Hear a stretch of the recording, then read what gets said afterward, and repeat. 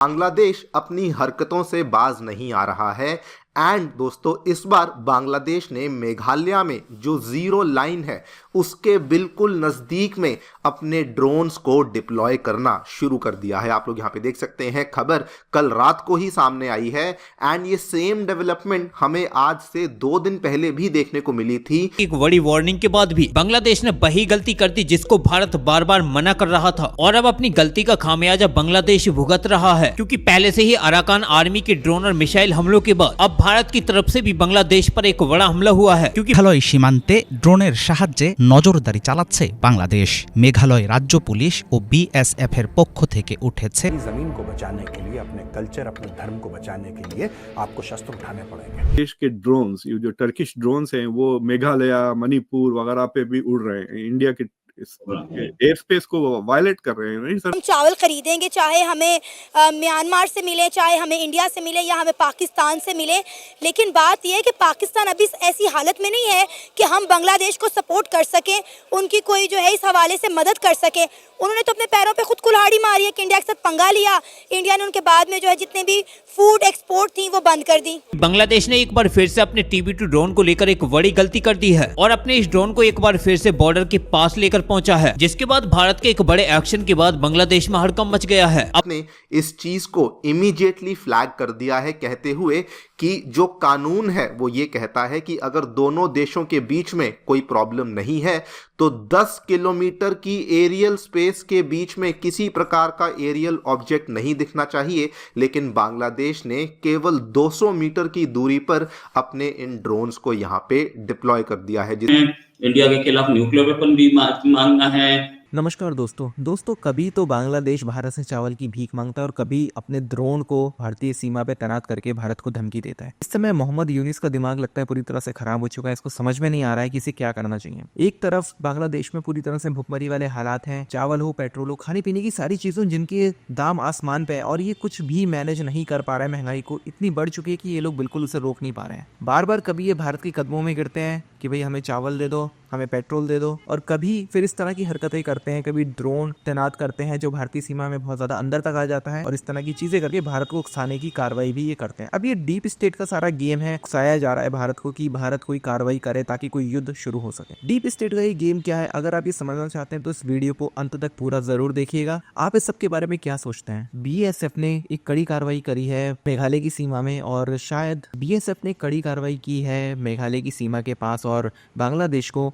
उसकी मूर्खता की कीमत चुकानी पड़ी है। आप इस सब के बारे में क्या सोचते हैं? क्या भारत सरकार के निर्णय की किसी भी तरह की मदद नहीं करेंगे बांग्लादेश को और उसके खिलाफ कड़ी कार्रवाई की जाएगी? क्या आप इसे सही मानते हैं? आपके जो भी विचार हो कमेंट बॉक्स में जरूर लिखिएगा। वीडियो अच्छा लगे तो लाइक करें, शेयर करें, चैनल को सब्सक्राइब करना ना भूले, बेल का आइकन प्रेस कर दें लेटेस्ट नोटिफिकेशन के लिए। आइए आगे बढ़ते हैं इस वीडियो में। इंडिया के खिलाफ न्यूक्लियर वेपन भी मांगना है, इंडिया के खिलाफ पाकिस्तान के साथ कोऑर्डिनेशन भी करना है, और चावल इंडिया से मांगना है। चक्कर ये है ना कि the right hand does not know what the left hand is doing, right? तो जो बदमाशी कर रहे हैं वो अपने तौर पे बदमाशी कर रहे हैं, और जिनको मैनेज करना है इकोनॉमी, पब्लिक, महंगाई, दे आर वरिंग के भाई ये क्या हो रहा है। The same situation with Maldives ना। देश के ड्रोन्स, ये जो टर्किश ड्रोन्स हैं, वो मेघालय, मणिपुर वगैरह पे भी उड़ रहे हैं। इंडिया के एयर स्पेस को वायलेट कर रहे हैं। It's an act of war actually.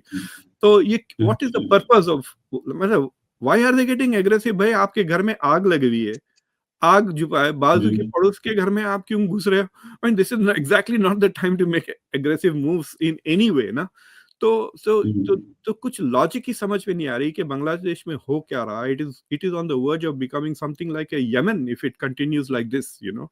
और उसका मतलब कि देखिए आजकल जो ग्रुप्स सरवाइव हो रहे हैं ना, अगर आप देख लें हिजबुल्लाह को ले लें या आप हुतीस को ले लें, they are surviving in ungovernable societies, जहाँ पे स्ट्रॉन्ग गवर्नमेंट नहीं है, कमजोर गवर्नमेंट है। यहाँ उनके पास आज़ादी है, वो अपने कैंप्स भी बना सकते हैं, हथियार भी ला सकते हैं। They become like militia groups.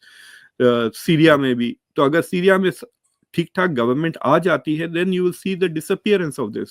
So Bangladesh can become like the new Afghanistan, जो अफगानिस्तान था 1980s में 90s में, विद अलकायदा भी वहां पर, आईसिस भी वहां पर, अगर इस तरह से अनगवर्नेबल हो गया बांग्लादेश, तो it is in nobody's interest, specially Bangladesh के लिए, मतलब उनकी पब्लिक के लिए डिसऑर्डर आ जाएगा.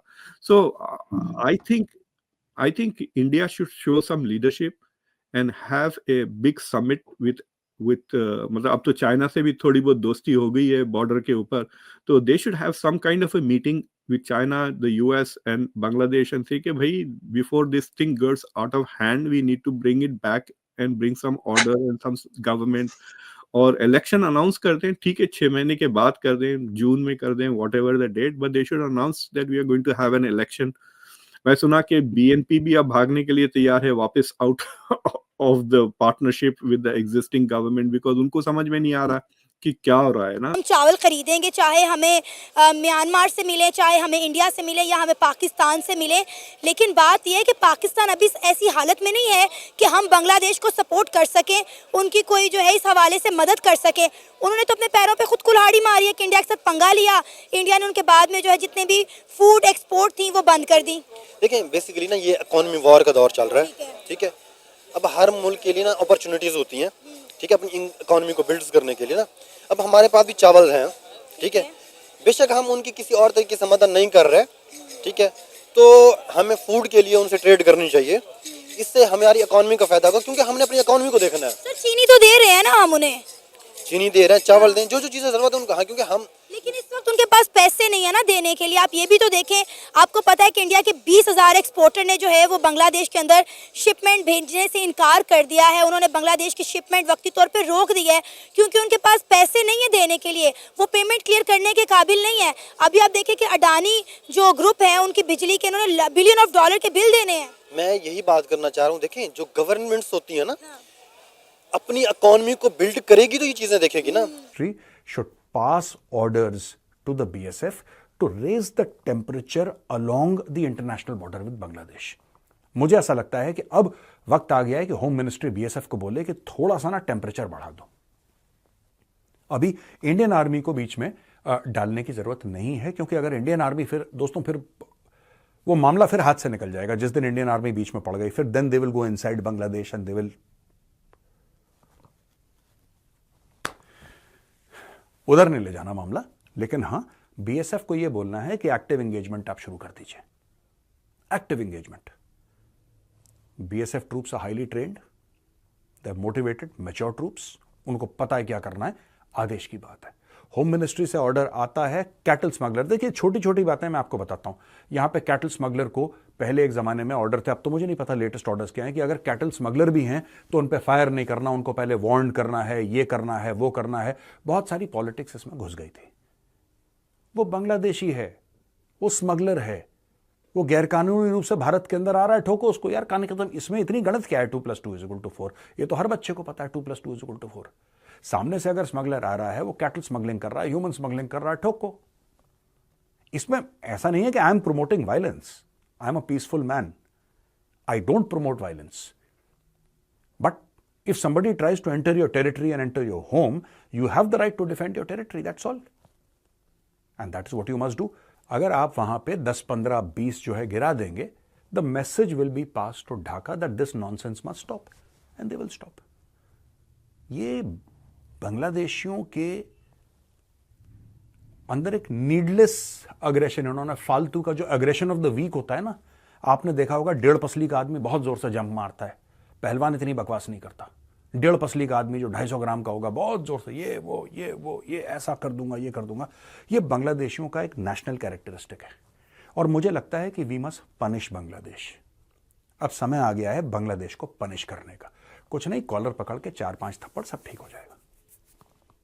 मुझे लगता है कि time has come to punish Bangladesh. सिर्फ ऐसा नहीं कि IPL में नहीं हुआ, ट्रेड नहीं, time has come to militarily punish Bangladesh. Military से मेरा मतलब सिर्फ इंडियन आर्मी नहीं है. There are other arms of the state and it can be done आराम से. दे शुड नो बॉर्डर पे कि अगर कोई आएगा तो फिर यहां से 7.62 जाएगा. तो दोस्तों यहां पे जो मिस्टर विक्रम मिस्री हैं, mister Vikram Misri was earlier in the national security council, Doval साहब के टीम के हिस्से थे, वो बन गए हैं भारत के फॉरेन सेक्रेटरी कुछ महीने पहले. वो जा रहे हैं 9 तारीख को ढाका। सब ऐसा है, ढाका वो इसलिए जा रहे हैं बांग्लादेशियों को समझाने के लिए कि बेटा तुम गलत रास्ते पे चल रहे हो, ये सब मत करो, क्योंकि हमारा काम है, हम बांग्लादेश के अब्बू हैं, तो हमारा काम है बांग्लादेशियों को समझाना कि बेटा तुम गलत रास्ते पे चल रहे हो।